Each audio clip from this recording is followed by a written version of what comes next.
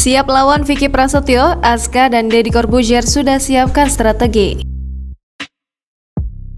Putra Deddy Corbuzier dan Kalina Oktarani, Aska, siap melawan Vicky Prasetyo.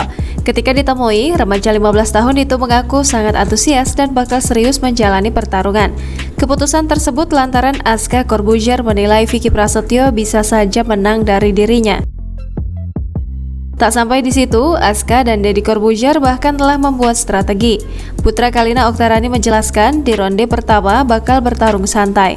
Namun di ronde selanjutnya, ia akan langsung menyerang lawan di ring tinju.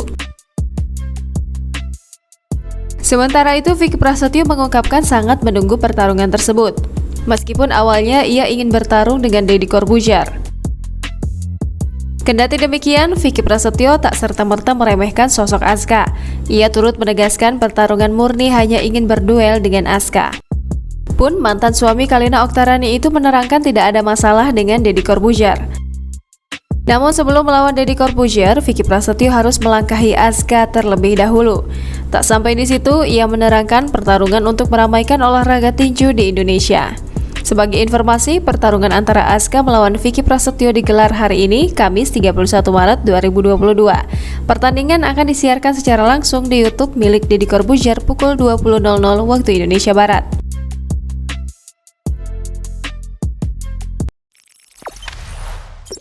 Jangan lupa subscribe, share, komen, dan like ya!